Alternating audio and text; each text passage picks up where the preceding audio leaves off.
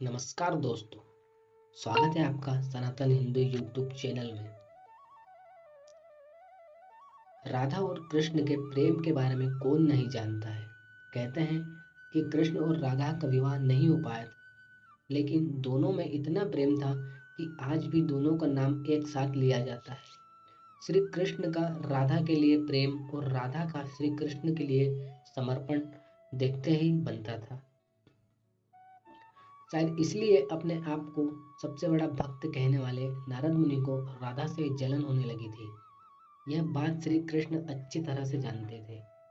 एक दिन राधा के बारे में बात करने के लिए नारद मुनि श्री कृष्ण के पास गए। यह बात श्री कृष्ण को पता चल गई थी।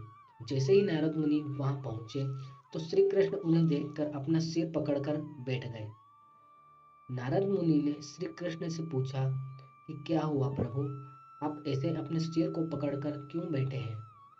श्री कृष्ण ने कहा, हे नारद मुनि, मेरा सर दर्द कर रहा है।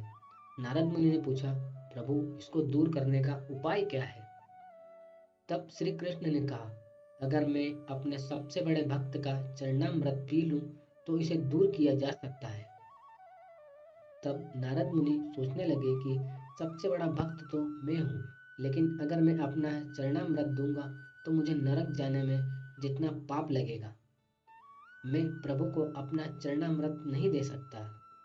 कुछ देर सोचने के बाद उनके मन में राधा का विचार आया और वे सोचने लगे कि लोग राधा को तो श्री कृष्ण का सबसे बड़ा भक्त मानते हैं, इसलिए क्यों न उनके पास जाकर पूछा जाए।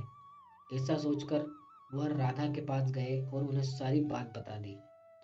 राधा ने जैसे ही सुना, एक बर्तन में अपने पैर धोकर चरणामृत नारद मुनि को देते हुए कहा, हे मुनिराज, मुझे नहीं पता कि मैं उनकी इतनी बड़ी भक्ति हूँ, लेकिन मुझे यह पता है कि श्री कृष्ण को अपना चरणामृत देने से मुझे नरक में जाने जितना पाप लगेगा और मुझे नरक जितनी यातना सहन करनी पड़ेगी।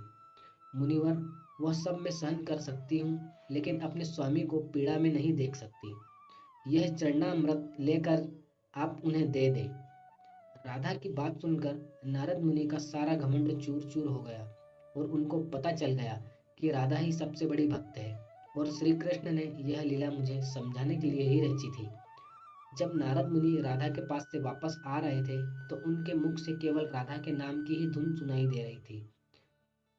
जब वे श्री कृष्ण के पास पहुंचे तो देखा कि श्री कृष्ण उनको देखकर केवल मुस्कुराए जा रहे हैं और नारद मुनि ने भी सारी बात को समझकर उन्हें प्रणाम करते हुए कहा, राधे राधे।